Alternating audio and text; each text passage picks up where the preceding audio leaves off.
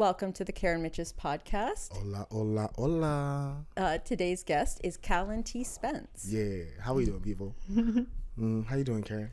I'm doing well, thanks. How are you? I mean, same old, same old. Chilling, trying to make $1 million and not doing it so well right now. Not quite in the millionaire category yet. Yeah, I think I'm like happily in the soon-to-be 1,000-year kind of, right? But it's a process. It's a process. You got to make your first 1,000 before you make your first $1 million. That's what I keep telling myself. Right? Mm-hmm. How long have you been at comedy? I've been doing comedy for maybe 2.5 years. It'll be 3 years in March.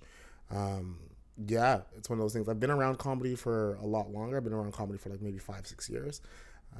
But I didn't jump on grab and mic until... How were you around it? So I work in a comedy club, and legitimately, I got the job randomly because I was just like walking down the street handing out resumes, and I think they were closed at the time because it was the middle of the day, and I wrote something funny and witty on my resume, and I just threw it in their mailbox, and then they called me like a week later, and I was like, all right, that worked out, I guess. And then I've been stuck is the wrong word, but I've been happily complacent in that space for quite a while. And yeah, it was a nice introduction to a bunch of comedians. It was like, I saw stand-up before, I knew stand-up existed, but I was not in a community where I could interact with people who do stand-up to that level and see them as people, right? And I was like, they're the right kind of messed up. You know what I mean? I think that's a really good way to explain it with comedians. Yeah, right? They're all a little off, but rarely are they off in a bad way. Yeah. Right? And even the ones that are off in a bad way are also off in a good way, and that's the problem. I also think the ones that are off in a bad way are at least in a community of people who might help them. Yes, you know? Yes. If you want to get rid of incels, give them a community. But you got to make it a community that's not also just full of incels, but yes. Because if it's just incels, they'll become the greatest incels of all time. They start competing for inceldom, right? And that becomes a problem. If you just throw them in a group together and you're like, oh, okay, you guys are gonna hang out and do stuff, and, right? Do normal activities, and then they become normalized. It's the process that happens all the time. It is that is a really great way to explain it, because I think I've thought that, but I've never articulated it like that before, but that is really truly what I think. Yeah, I've thought about incels for arguably too long, right? They are a big I joke about them in my comedy, and then I worry about them. It's one of those things, I didn't just happen to mention them. They're on my mind. yeah, because it's they're people, right? But they're also people who are bad to be around, and I'm we gotta bring them into the fold somehow. Right? Because you can't just let them sit and fester, right? Because then they get armbands and it becomes a problem. I was reading this thing, and it said that addiction is a slow narrowing of the things that make you happy till you only have one thing that you're trying to make happy. Yeah. And I think the incel mindset is also a narrow black and white kind of focus, as opposed to most people have a expansive focus. Yes, yeah. And I honestly think that's a result of a lack of experience, right? If the only time, if your only negative experiences with the opposite gender is that one time somebody shut you down in high school and it ruined your self-worth, right?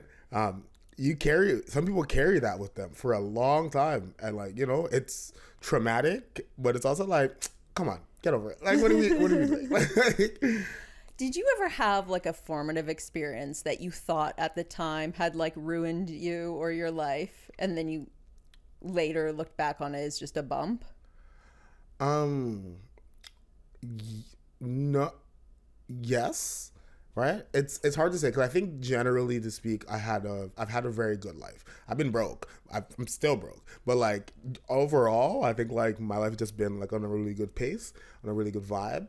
I just got really lucky with meeting a lot of great people. But in terms of a thing that messed me up and I thought was gonna ruin my life, it was definitely breaking up with my first best friend. Oh. Right? That shattered me. Yeah. Right? Because it was like, How old were you? I was like 27. Like this was like I was in shambles. Like, and it's one of those things where it's like, we disagreed categorically on some stuff, and I try to set boundaries about like what I am willing to continue conversating about. And they were really much like nah, like we're gonna get into it anyway. And I was like, all right. And then at a certain point, we got into a scream match with each other. We moved out because we lived with each other at that time, and then never saw them again. Fuck. Yeah. I had a friend break up in my 20s, and I think people don't talk about it enough. No? People will say, all the romantic breakup is the worst thing, but the friendship breakup's crazy. Yeah, and I think people have more experience with romantic breakups, and that's why it's easier to write and also to listen to. Yeah. Right? Because you can see yourself in that position. And also we have so much media that shows different parts of the romantic relationship. And a lot of media and just the way we talk about relationships has to do with romantic, and we kind of overlook friendship. Yeah. And I think recently when you're having this loneliness epidemic, and this loneliness epidemic is not just a romantic loneliness. There's a lot of people who just lack community, lack friends, lack a real social circle. Yeah. And I think a lot of them are feeling that right now. And it's kind of I feel for you, but at the same time, I don't know how to give you friends. Right? No, but yeah, it's kind of, for me, I feel like my 20s were a process of sort of letting some friendships go because they were toxic, but also that's when I really solidified my friendship with my siblings. And I do think you kind of have to get some older friends and some younger friends and some friends who grew up differently than you, and get a circle going that is more than just sort of 3 people who are exactly like you. But the question is, how do you find that? How often? Because we're comedians, so we're outside all the time, right? Yeah. So I run into people randomly at different age groups and things like that, just because I'm out and about. But most people, you go to work, you come home, you watch Netflix, you go to sleep. That's your 5 days out of your week, and maybe on the weekend you're gonna go do something, right? And that very much limits your level of exposure to new people. And it's you tell people to get a hobby, right? It's a lot of hobbies are it takes time to get into a hobby. It takes time to move into a community. Yeah. And I think people feel like they should be able to jump into something and immediately feel that bond. Yeah. Right? Because it's it takes work. And there should be kind of, I don't know, an accessible way. Because I think sometimes some things are cost prohibitive. Yeah. And if you don't have a lot of skill or time to, and you just want to sort of go somewhere after work, I feel like people don't have just physical places they can roll up to and just chat with whoever's there. Yeah. I think I'm a huge advocate for community centers, because I think me growing up, with hindsight, I can understand it now, but the community center raised me. Right? It was just this I grew up in Jane Finch, so it's it's just a bunch of people from different neighborhoods coming all around it. People who are older than me, younger than me. You got people who worked there, but also people who are just in there for different programs. So I'd show up, right, and just kind of bounce around from program to program, because that's the way my mind works. I'm just oh yeah, let's see what these guys are doing, see what these guys are doing, and let's spend time. But it means I got to spend time with dancers, I got to spend time with basketball players, I got to spend time with people who want to play chess and write pottery and write poetry. And I don't think I would have gotten that experience in any other way without having all of those people in the same place. Yeah. On a consistent basis. Right? Did you always have a good vibe? I hope so. Were you a little kid who was just hey everybody, I'm ready to make friends? I think I was I think I've always been a personal person, right? But I think the way I become personal has changed over time. It used to be, I think I was really self-conscious about how I spoke and what I said. And as a result, I spent a lot of time thinking about what I said. So it made me I was a little more, my words had more punch, right? Even when I was a child, my words had punch. Whereas I wouldn't say, now I yap, right? Yeah. We go on, right? But when I was younger, it would be like I'd hear people talking, and then I'd like sit and formulate, right? And then I just like shoot in some knowledge, right? The quiet kid who just like pipes up. Right? So like, you know, and like people, I don't think I was never a bad vibe. So people were always willing to like drag me along to go to places with them. Yeah. But I think when I was a kid, I had a lot of connections, but a lot of like surface level connections, right? So it's like I knew where I need to be, so I can just like meet people, and then I'd be with them all day because like that's the vibe.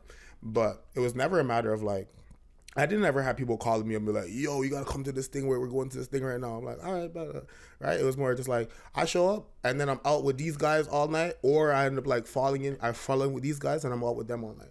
Yeah. Right? So I was just like, go with the flow. yeah, I was a go with the flow. I was a dabbler. I was a social dabbler. That's what it was. Because I remember one time we were like, me and some comedians were like complaining about when you produce a show, you gotta like promote your show, and a lot of us struggle with that, and someone goes like, everyone struggles with it, and someone's like, except for Kalin, like he'll just like, you like the idea that you would just like on the way to the show tell people about the show and then like bring 10 people, and everybody else like worked at it all week and brought like 3. I think, okay, this goes back to us, like me being outside, because even when I'm not at comedy shows, I'm out, I'm doing karaoke, there's like chess nights that are really cool that I'll go to, right? So it's like I'm out in a bunch of places, and like when I'm talking to people, they ask, they want to know what you're up to, right? They find out you're a comedian. Oh, when's your next show? And I am entirely ready to let you know when the next show is. And granted, I think maybe 30% of the people that I tell actually show up, but if I tell 100 people, 30% of them showing up, that's a full house in a nice room. Like that's right. So I think that's kind of the thing. And interestingly enough, when I was making music, I used to do music before I started doing comedy. I was so subconscious about self-promoting, right? But now that I really believe in what I do and that I think I'm really funny, and I'm like, and especially if I'm producing the show and I know who's on it, I'm like, you're gonna have a good time. You should come. Right? What kind of music did you do? So, you know, stereotypical black man. I was a rapper. I love, because I grew up writing poetry, and my poetry was always like really rhythmic. And then somebody just said, she said, hey, you should like, you know, put this on a beat. I feel like you're already kind of there. You're already thinking about it. And then, yeah, I think I made music for like 6 years. Like I started in the 6th grade. Amazing. Right? So no, it was more than that. I made music for about 10 years, like on and off. And the thing is, it wasn't good. And yeah, it was one of the things that I really liked doing it. So I kept doing it. I would bring people around me who I knew could like produce so that they could help me do it. Yeah. I was really like flexing my networking muscle so I could make bad music. It was this is why you have to tell your friends when they're bad artists so that they can move on to a different art that they may be better at. Yeah, but I guess there was some experience in that became valuable. Yes, most definitely. Because sometimes like people are like asking me if they should do comedy, and I'm like, yeah, because even if you're bad at it and you can't do it, it could be leading you somewhere. Like maybe it's just you need to get into public speaking, or you need to make more friends, or you'll get into marketing or something. Yeah. Like it's... Yeah, there's so much that you could get out of performing, I think. Yeah, I think there's a lot of transferability in skills generally. And when you want to talk about performing, oh my goodness. Like the amount of confidence I have to this day makes no sense. 'Cause I have no accomplishments, right? I'm just pretty. And like, right? And I look better on regular days, don't worry about it. And there's the thing about being on stage and having a bunch of people like look at you and also know that if you do a bad job, you will get that reaction.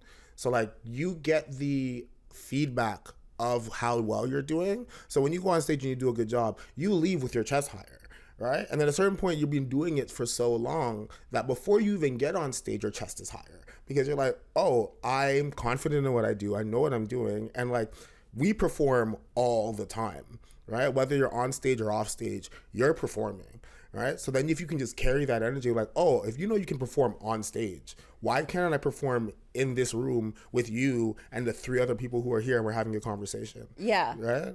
I find like when I first did mics, it was like I really wanted to be on an elevated platform, like a real stage, because it helped me get into it. And like the longer I do it, the more I can just do a stage where it's just one side of the room. And it's like, I'm not on because I'm on stage. I'm on because I like, I know sort of like where it is and how to pull it out. Yeah, because your sample size has increased. Because at one point you thought performing was just kind of on stage, and then you realize, no, because like the performing that I was doing on stage is the same performing I'm doing here. It's the same performing I'm doing here. Same performing that I'm doing here in this basement right now. Yeah. Right, but it's all the same skills that they're asking you for, so you're more confident in carrying that energy with you.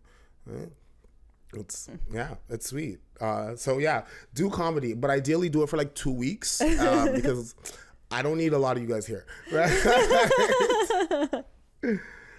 Yeah, I mean that's kind of the vibe, and I think that's why you have comedians who are so confident. Interestingly enough, there's a lot of comedians who just kind of lack confidence, and I think and I haven't really figured out exactly why that happens in the way that it does. Right. I feel like some people come to it because it's weird. It's like they lack confidence in real life, but they can somehow find it on the stage. Yeah. So when you're in the scene, you see people on stage and you sort of learn their backstory and you're like, this is this person. But then when you're talking to them, you're like, wait, this person isn't as confident as I thought they were. Yeah. And I wonder if that's like, how much of you on stage is also you off stage? Right? Like, is there a split there? Because like I am myself on stage, right? So it's like when people are laughing at my jokes, when I'm doing a good job on stage, I'm like, oh, you like me because I'm me, right? And then I get off stage and I'm like, oh yeah, these guys already like me, so like, I hope you like me too, but like, we'll see what happens, right? Yeah. But I do think there's sometimes that change of like what people are on the stage and what people are off the stage. And also, I think if you're bad and you're just like, bombing every week, that'll destroy parts of you as well. Yeah. And when you're new to comedy, there's a lot of time, like you're at the end of a mic that's only comics. And so the energy you get on stage is just absolute garbage. Garbage. It is worse than like 2:30 at the club, right? Yeah. And you're just looking around, being like, who's left here? All right, who will say they like me? And the answer is nobody. Go home. I almost feel like really new comics who can't get up at the beginning of a mic could maybe just like walk into McDonald's and go up to a group of people and have a better chance because that group of people probably wants a laugh. Yeah. And listen, I do feel that like comedians at open mics need to be so much more supportive of each other. And it's like, if we were all just a little bit more supportive of each other, it would go such a long way. Yeah. Right? But we're all checked out. We're all thinking about the jokes that we want to do. Like, I love listening to people do open mics because I'll sit there, I'll listen, and I'll write tags because it's good practice for me. I'm just like, oh, okay, boom, boom, boom, boom, boom, boom. And if I find something that I think is really funny, then I'll pull you to the side. I'm like, hey, you want a tag? Yeah, take it. Because like that's the way I can stay engaged and like pay attention. But also when I'm doing that, I'm not laughing. I'm listening to the joke and breaking it down. So I don't know how helpful I'm being. I feel like at the beginning of the mic, there's good energy and it gets me in a laughing mood. And then I might like walk out of the mic and just start writing some stuff. But like once that energy starts to die, it's very sad. And then it's hard.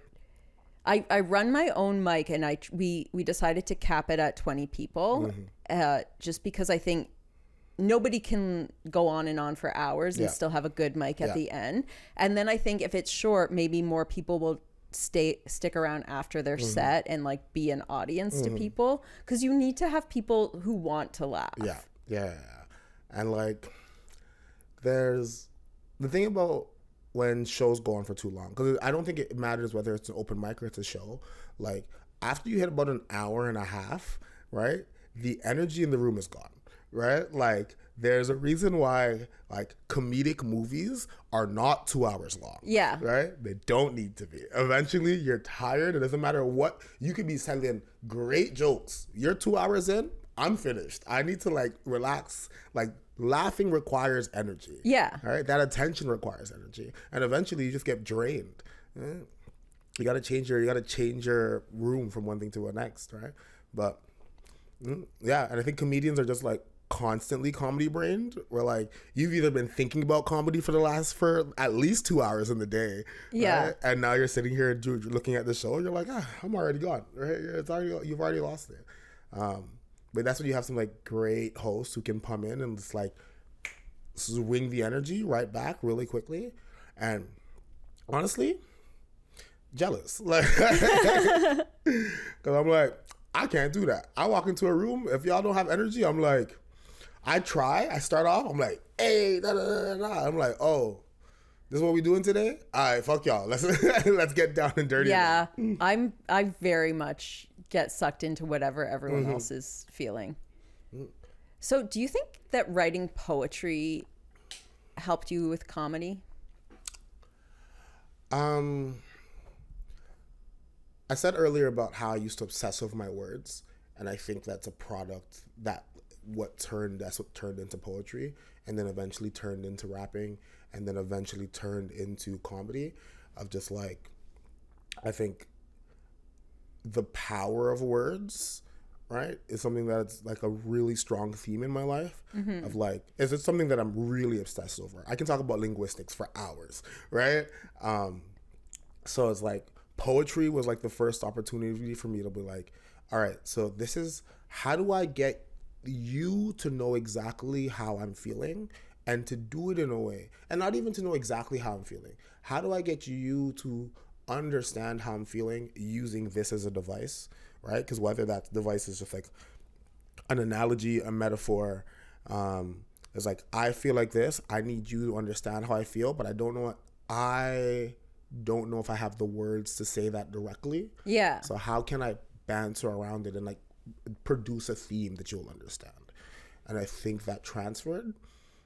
And then I think music just gave me like the rhythm and like the beats of a joke, and understanding that, like, you know, how keeping someone's attention, just the way you speak, like how your tone changes, right, keeps people's attention in a way that I don't think a lot of people consciously recognize.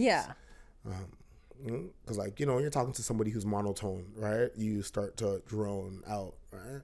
But it's when somebody is walking up to you and they're just like, they're in, they're out, they're up, they're down, right? It gives your mind so much to pay attention to, and it's constantly giving it novel information. Right? So you hold their attention that way.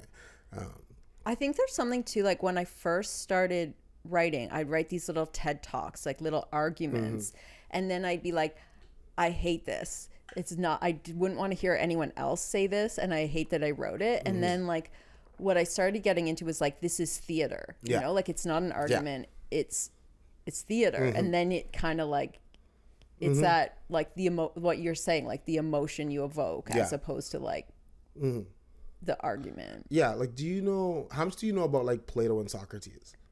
A little bit. Okay, because like that time period, orators looked at it that way. Right? They're like, I need to pass a message to the people, but rhetoric was like a class on how to speak well and how to pass on the idea. Not what the idea is itself, but how to deliver the idea, right? Because like they'd stand in the forum and like their job was to keep a bunch of these people engrossed while teaching them about the thing that they've been thinking about. Right? So it's like, I think Cicero wrote a book on rhetoric. Like, I think it's like, what is it? How to Win Arguments. I think that's what it's called. And it's legitimately, he doesn't talk about any arguments. He doesn't talk about breaking down arguments. He talks about how to perform when you are having a conversation.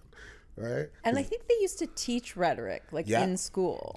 But did you ever get any class? No. I am a product of an undervalued and underfunded school system. Right? I am for the most part, like, I wouldn't even call myself an autodidact. I think that's untrue. I just had a lot of other people who would bring me under and like teach me things here and there and like point me into directions where I could then follow through. I think even if you're in a good school system, there has to be like some point early on where you like realize you like learning and you start to like drive it yourself. Yeah, and I think that's a matter of I think that's about framing. Like when you're younger, I think learning how to, if teachers have to learn how to frame things for you so you can like it. Yeah. Right? And I think it's really difficult to do that for teachers when they have a class of 30 people. Oh, for sure. To figure out how to frame this lesson 30 different ways so that you can all get it. And it's not effective. I remember my grade 5 teacher could do voices, and he would always grab a novel off the back rack and he'd read the first chapter to us. And then when he'd get to end, he'd ask if anyone wanted that for their silent reading book. So he ended up like getting us into like a lot of books. And then there were books where he was like, this is my favorite novel. And he'd just read to us every day until he finished a full novel. So to be able to deliver that, you can't have some like overcrowded. Yeah, it's really difficult to do because it's like when I think about how I came to liking like science, right? It was never about the equations. It was about trying to understand the world. And like it was never put to me that way. Of like, this is how the world works. Like, this is an avenue of how the world works. If you understand this, you'll be able to use it to your advantage, right? And it was like, science has never been taught to me that way. Yeah. It's like, oh no, this is what sells you, right? And it's like, no, but it's by taking like, for me, I need to understand the small things and how they turn into the big picture. And that's why history is great too. Cause like, I didn't give a fuck about history for the longest time. I'm sorry, can we swear? Oh, yeah. Okay. Right? I did not care about history. And it wasn't until I started seeing, somebody taught me history in a way of like, this is what's happening now. They're actually ripple effects of like things that happen here. Yeah. Right? And I'm like, locked in, right? I think I had a moment in high school when I started to get interested in kind of like history that way, but previous to that, I think I just had in like the 6th grade, I was just like, Egypt is magic, and I just wanted to know everything about it with no context that it really had anything to do with our reality, but just being like, this sounds amazing. I want to know everything about it. Yeah, right. And that's just like, again, that's pitch, right? How do you pitch an idea to somebody? If you're like, yo, these guys got pyramids stacked so tall and nobody knows how they were made. That you have my attention. Yeah. Put me on. But sometimes people try to start history with like a history of Canada. Like, and we built a railroad, and people are like, oh, fuck off. And like, I think you can make Canadian history interesting. You're like, all right, so understand that we are sitting here and we are the product of like 400 years of history. So many things happened before we were even able to get here. Like this building right here in 200 years ago, there was a farm underneath us, right? Like this building wasn't here, there was a farm. But like nobody talks about it that way. History is told in this way of history is told dryly, and I think it's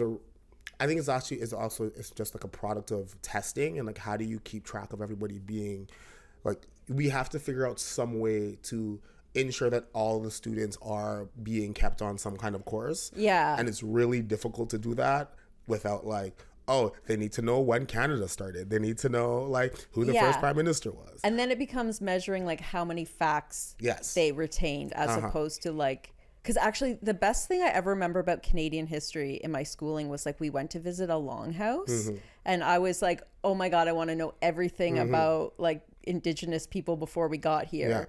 But there's no like measure of like how much do kids like longhouses in ancient Egypt and how much did you like your field trip to right?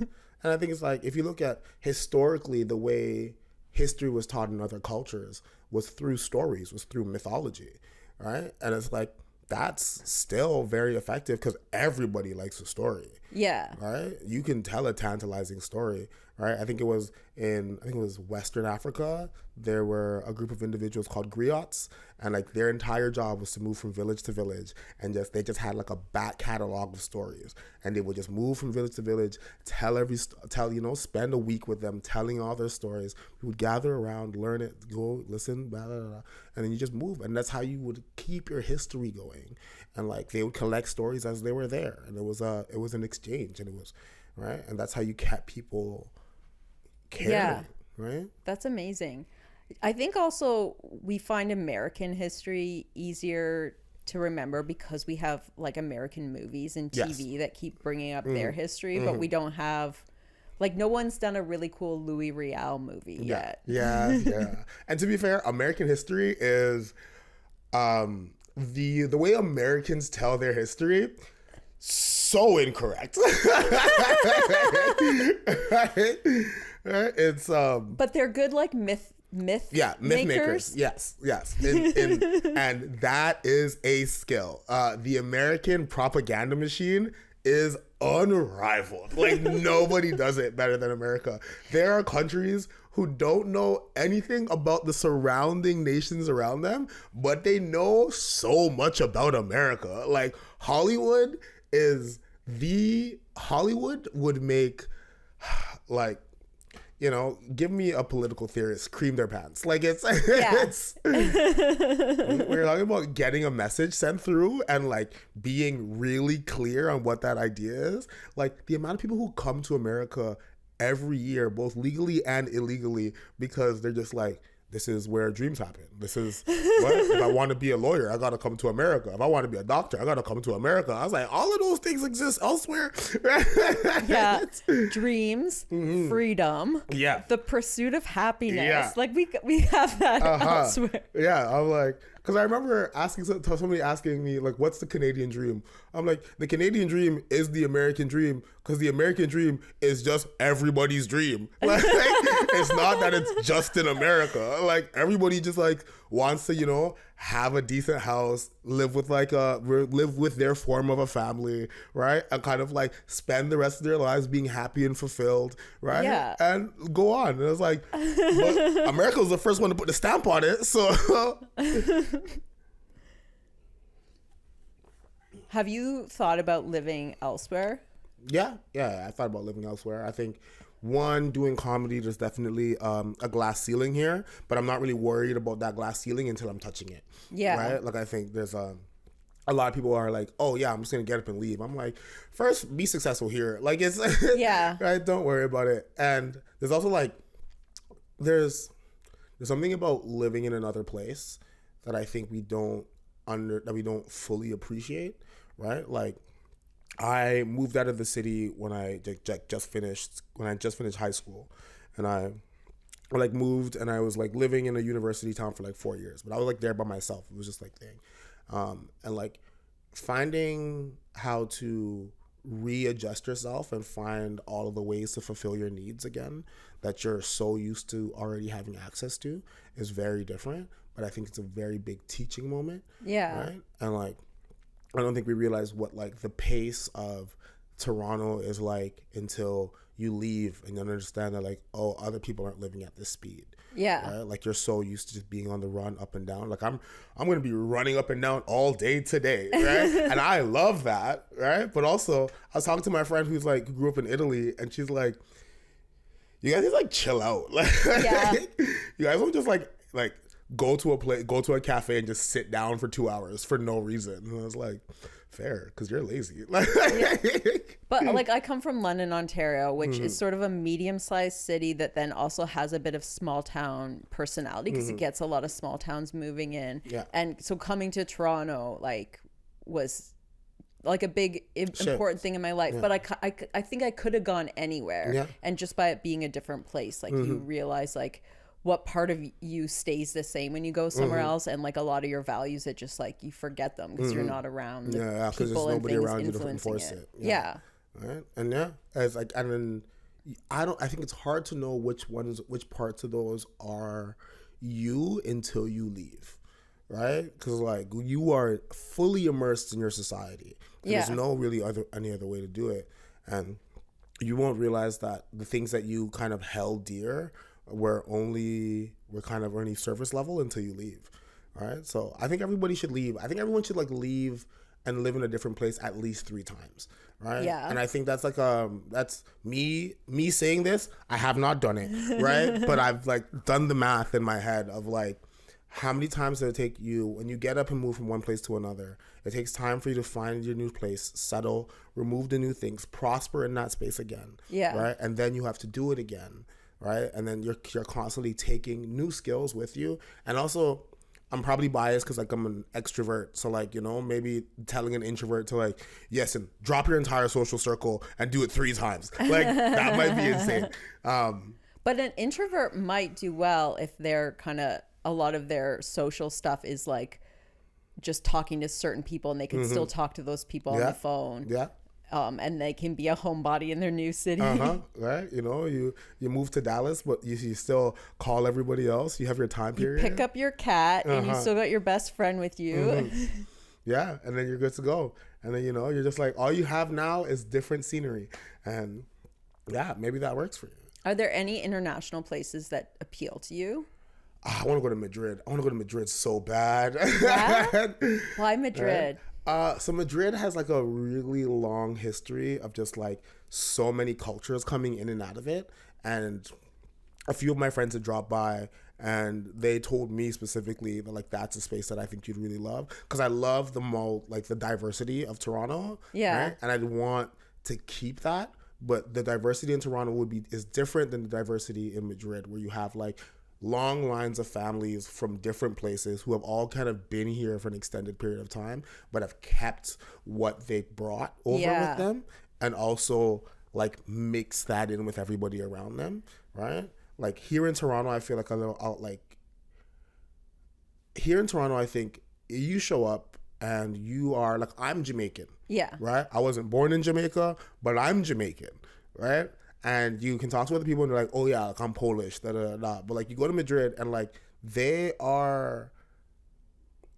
from Madrid, right? They might not call themselves Spanish, right? But they're from Madrid. Yeah. Right. And I think that's like a delineation that I want to kind of see. And also the idea of being in a country, being in a city that has like so many different languages going back and forth from each other, right? One, hella jealous because monolingual, but I think that's what the future is going to look like. I've always thought for myself, not having a second language, like, I'm like, why didn't I figure one out? And I think it's like shyness. Like, and I guess most people move in order to pick one up. Yeah. And I think like you don't like very rarely, the majority of people who pick up multiple languages is not because they learned it in school. It's not because they learned it by themselves. It's because they were in an area that multiple languages were either spoke, or you moved to a new area and you had to learn that language as well. Yeah. Right? Like you go to Europe, most people in Europe speak 3 languages, and that's because they speak the language of their home country and the 2 countries that are beside them. Yeah. Right? Like that's not because they went to school for it. I feel like you'd be good at picking up a second language, because I think I'd be like shy to like try it out, but I think if you were around it, you just start doing it. I'm trying to learn French and Spanish right now. My French is better than my Spanish, and I see where you're coming from, but I am so used to speaking well that sounding like a toddler enrages me. Yeah. Right? Like having to trip over my words when I'm like, I could be talking to you mad smooth right now. Right? But instead, I'm trying to figure out if it's Pasque or Pasque, right? While I'm trying to talk to you. And like if you're saying something wrong and then people start laughing, like I don't want that. I think that's fine. I do. I like when the joke is like one I've made, not one I've accidentally become. Yeah, I mean, But are you doing Duolingo? So I do Duolingo, but also I talk to some of my friends, right? So I text one of my friends in French, and we only text to each other in French. Nice. Right? So and like that has rapidly made me better. Yeah. Because it's just like, oh, like I'll see something and I'm like, if I don't know what it is, I have to take it, Google Translate it, put it in a thing, like, listen to it myself. All right. Then I have to formulate what I'm trying to say back to them. Yeah. Right. And then constantly having to create, like, work the idea of the language, and like it really makes it more malleable in your hands. That's so smart. And yeah. You're like introducing, like you're not immersed, but you're somehow bringing immersion. Yeah. Right? Into your life. Yeah, because I think that's the best way. I think that's the best way to learn it, is to kind of be using it and using it differently all the time. Yeah. Right? Because it's like, if you're like, Duolingo is great because it helps you learn new words. It's really good at giving you the baseline understanding of grammar. But when you have to like formulate new sentences, which we speaking English formulate new sentences all the time. Like 80% of the sentences I said today, I've never said before. Yeah. Right. So figuring out how to do that and being comfortable with doing that, I think that's really important about like how to figure out a language. Like I don't consider myself fluent in a language until I can chop things in a language, right? Yeah, like, yeah. If I can't pick you up in a bar in a language, then I can't speak it. Yeah, I am not fluent. That is not my ability. Right? I wonder if it would do anything to enhance your comedy, like, because there's like when you're in that period where you don't really have the words and to be emotive with your words, you have to like use the rest of yourself more, if it would like build up that part of you. Yeah, I wonder. I mean, also, yeah, because like, you know, now you're like, they've done studies and people who are multilingual are using not more of their brain, that's a misnomer. But there's additional pathways, particularly in the language centers of their brain, so that makes like making connections to things easier. Right? Yeah. Right. And then I've spoken to some people who do like comedy in French, right? And people who have done comedy in Spanish, right? And I'm like, yo, how is that different? Because it's not a one-to-one translation. I can't take my joke and just like throw it into Google Translate and it'll still be funny on the other end. Yeah. Right? Because like the rhythm of the joke is different. How you say a punchline is different. Because like in comedy, your punchline, kind of the punchiest thing of the punchline should be the last thing in the sentence, right? But if you're talking in French where your syntax and your presuppositions are all being moved from one place to another, it means like what was supposed to be the punchline is now in the middle of the sentence. Yeah. Right? It's like, how do you work around that? There's this rap group from Montreal called Dead Obies, and they rap in a combination of like French and English, and they were being criticized because, you know, like people are always trying to preserve the French language and the French culture in Quebec, and they're like, you know, we shouldn't be rapping in English, but they're multicultural kids, so they like that they're pushing cultures together. But they also said like it's easier to do a punchline in English, so you'll have a song that's predominantly French, but then they just want to like say like motherfucker at the end, or just punch it up a little bit. And that was one of the first times I thought of like that, like a poem in one language wouldn't necessarily be the same when you translate it. Yeah, right. Like, and then as a comedian, I would love to be able to just like watch a comedy show in another language just to get the vibe of it. So there's a Spanish show that happens once a month at Comedy Bar. The next time it's happening, I'll send you a message if you want to come by and just swing in the back and listen to it. Because like you can hear the format of a joke, right? Like I don't know what you're saying, but I'm like, that's the setup, right? Okay. I can hear the setup, right? But I don't know what he's setting up. I don't know what he's talking about, right? But I'm like, that's a setup right there, right? And then you're like, okay, that's a setup, punchline, setup, punchline, right? Because like I think, and I don't know. I'm struggling with this because I don't know if that's a product of like American stand-up being so successful and so influential that like the setup punch, right? That formula has just traveled into every language. But I wonder if there's other people doing it in a way that's in a different way that I would not be able to understand. Yeah. I was shocked that there wasn't stand-up in every country, and that it all comes from the U.S. and somewhat recently.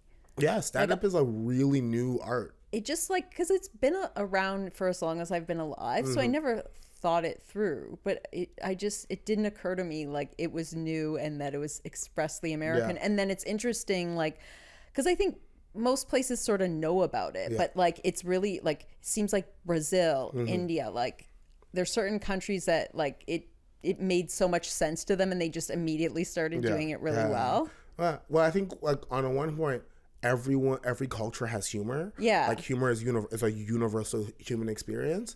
But like that form of it is just kind of a new thing that came about and interesting. And I think it's weird. Not as weird. I think it's interesting to call stand up a new format, because I think people have been doing stand up but haven't been calling it stand up. Like a jester, when he stands up on his board and he's telling jokes, right? Yeah. That's stand up to me, right? And like that's something that happened, right? Your jester comes into the court and, you know, maybe he's not always doing cartwheels, but maybe he's just telling jokes, right? Yeah. That's stand up. He's doing one-liners. That's stand up, right? That's what I would consider that. But interesting note, because you're talking about other country, like the birth of it happening in other places. I was talking to Chris Betts, who's a comedian who like used to be in Europe. Like he started here, went to Europe, and he was there for a while.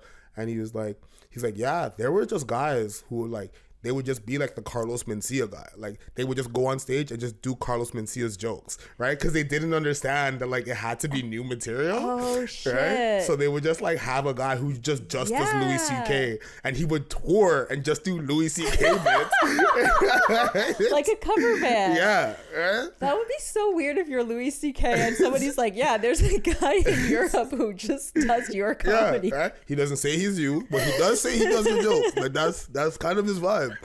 Right? Oh my god, I love it. I'm just imagining like a little like Norwegian guy just doing Louis C.K. and I was like, yeah. I'm gonna just do your comedy one day.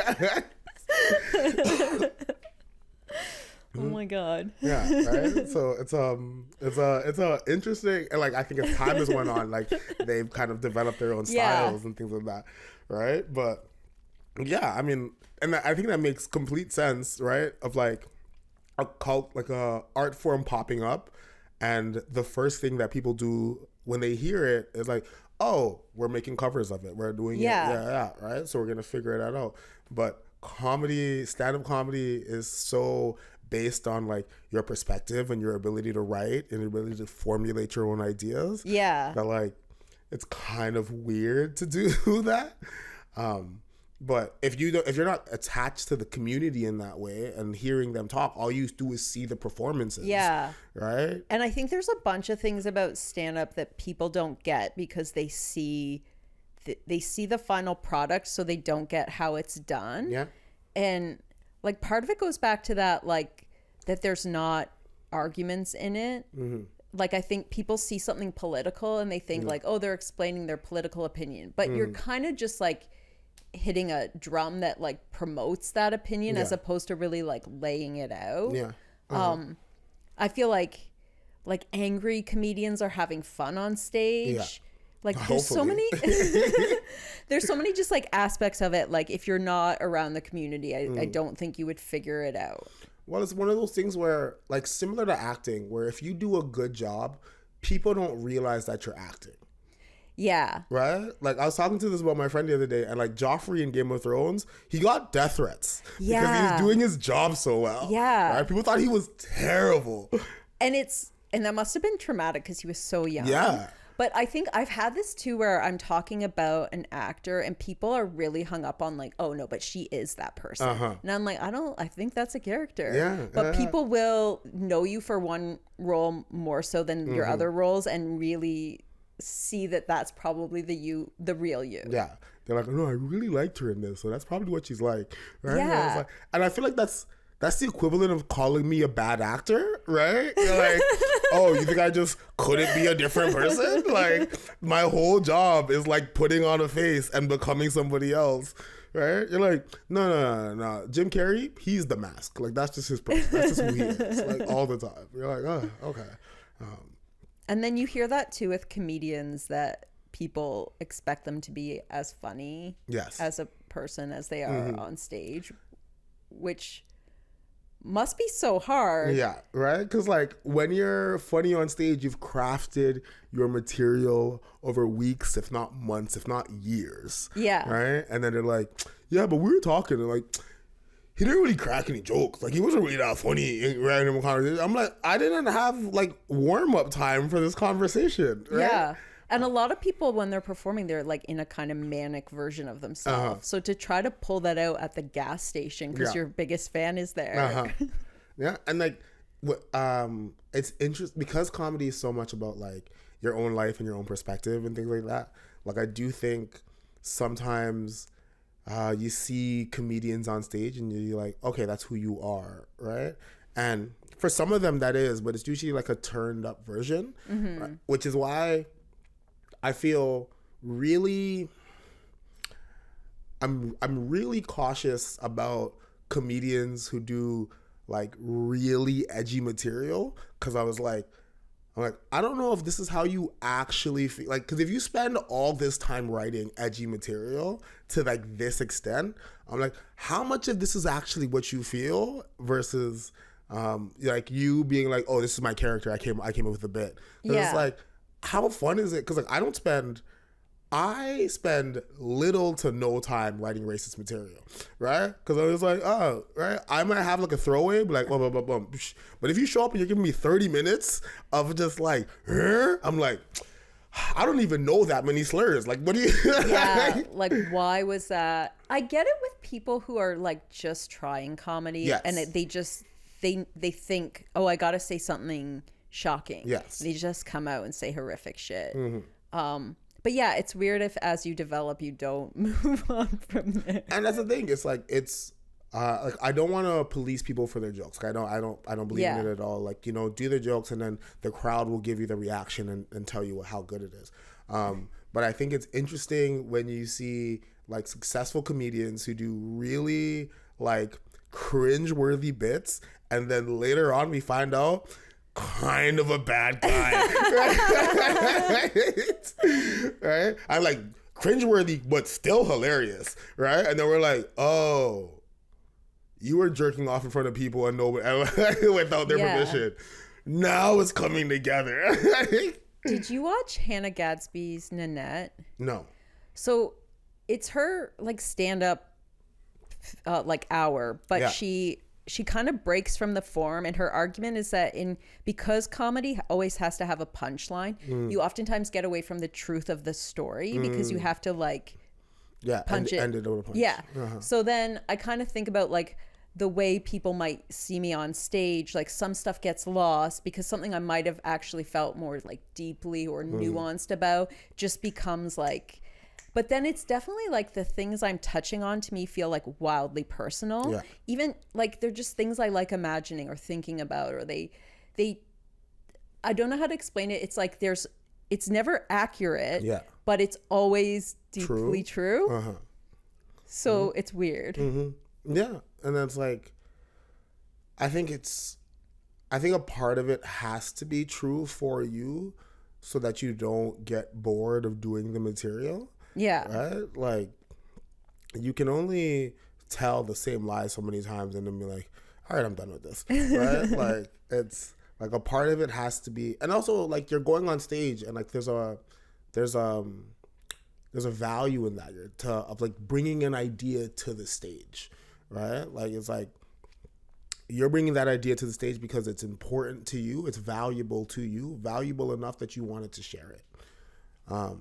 So yeah, I mean, I'm gonna check out Nanette and see what that kind of vibe is, but I think it's interesting, and I think comedy has always been changing. Like, I think human beings are really bad at looking at trends over time, right? Because we're just like, yo, bro, they're getting canceled everywhere. I'm like, I mean, you go back, people were still getting what we called canceled to this day, and that's kind of just been what it is. So like, it's not like new, it's just a new in its iteration. Yeah. And like, yeah, you know, clubs were raunchy, but like clubs are raunchy and you were getting canceled for being like, for telling dick jokes. Yeah. Like it's just, as time goes on, right, what we become comfortable with, like, you know, lowers and lowers and lowers. And like, yeah, eventually we're all going to get to spaces where like, you can really say whatever you want, except like, I don't know, don't murder a kid on stage. Like, it's, I mean, you could do it really funnily. Like, if you like have, you know, you do it with like a paper, with a balloon sword, that's kind of fun, right? Can I ask you about the sword tattoos on your chest? Okay, so I'm a nerd. So in the series A Song of Ice and Fire, not a Game of Thrones, but in the book series A Song of Ice and Fire, all of the Kingsguard, the members who guard the king, have this symbol emblazoned on their shields and on their tapestries and of the necks. So it's the 7 swords that guard the king. That's why you have 7 swords around it with the knight with the thing in the middle. So yeah, it's just like deep lore. That is amazing. I almost didn't ask you about it, and I am so glad that I did. I didn't know you're a Game of Thrones fan. Yeah, to my chagrin, because hands down, favorite fantasy series I've ever read, and also So good. not finished, and that's stressful. Because who wants an unfinished story? We have a unique struggle that other people don't seem to respect, and I feel like sometimes we're mocked for it. Yeah, right. You have to think about it. Think about it like having like 3 great dates, actually 5 great dates, right? And then she moves away, tells you she's coming back, but you never hear from her again, and you still honestly believe that she's coming back. And your friends maybe aren't supportive. Yeah, right. They don't feel for you. And she hasn't locked you in. She said you should still go out, you should still date, you should go like live your life. But you know that one day she's gonna come back, and you're like, I can't wait. And then you keep like dating other people, and it doesn't hit the same way. That's what it feels like. Who are your favorite characters? I think Tyrion is an easy choice. He's an orator. Yeah, he's an orator. His job is to be funny, right? Like he's written as a funny character, right? I really appreciate Jaime. Jaime's like actual character arc is fantastic. Watching Arya, her transformation, and again, I'm talking about people whose arcs haven't finished, which makes it more stressful. Right? But watching Arya come into be like, oh, I'm a tomboy, I really like getting down in the dirt, and then the world showing her what the dirt is, and then being like, this is kind of rough, but I think I can make it through. And then her finding her way through like wit and a bit of luck, and slowly getting to a point where she can then be empowered. I find that's super interesting. Yeah, right. Jaime has his redemption arc of like, as he loses the thing that defines him, he has to redefine himself and to be a better person, right? And like be somebody worthy of the position that he's been put in. Yeah. Right? He's the classic, like, he's privileged and doesn't appreciate it at all. Yeah. Right. And then has to learn some hard truths about the world, and then also think about what's the impact that he wants to have on the world afterwards. Right. I'm not particularly a fan of Jon. Jon is too much of a regular main character, fantasy character for me. And I'm like, there's a position for that. That's fine. Go do your thing. I did like Dany's personalization, like being in Dany's mind as she's going through it.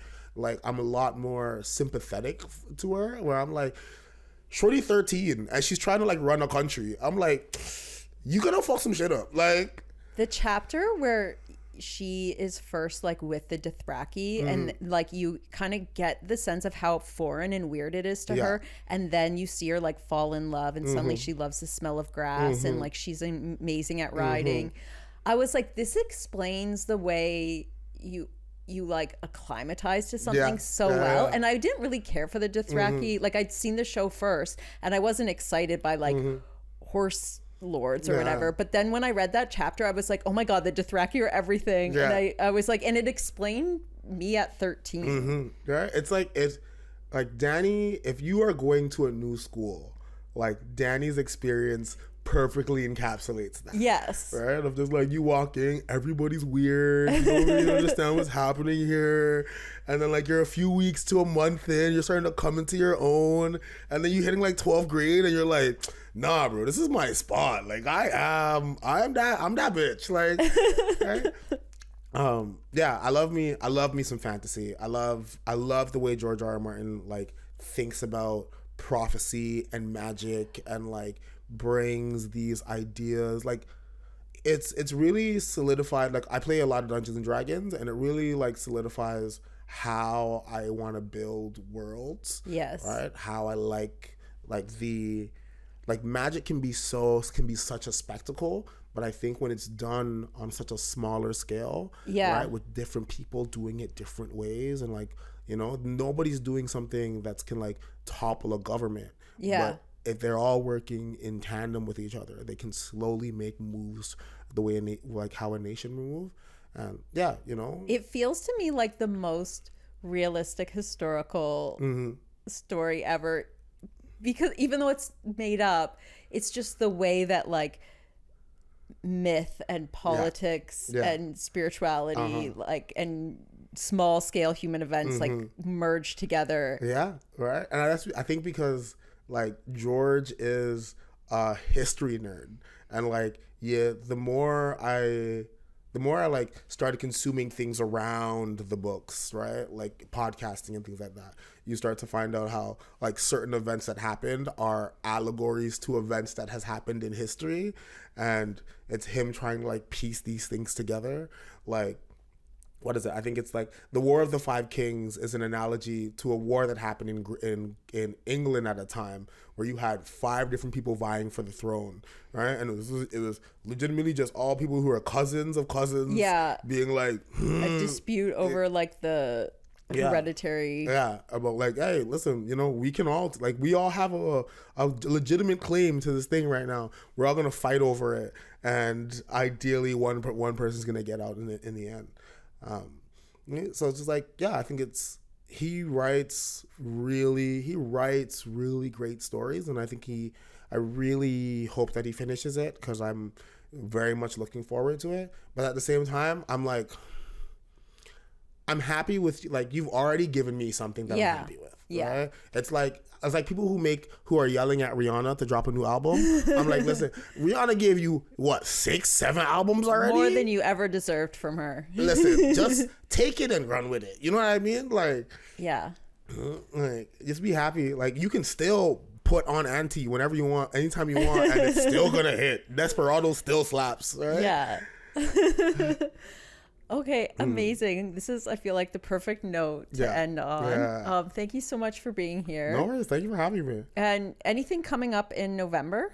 So November, honestly, just follow me on Instagram. Check me out on Iron Kalin. Iron like the metal. Kalin is Kalin.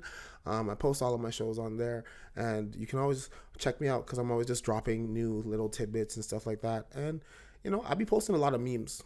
I'm a meme lord. So if you wanna see some memes, if you like what I do, pull up. Right. Also, if you just like in the club and you got like guest lists, let me know. Thanks so much, Kalin. Yeah. Have a nice one.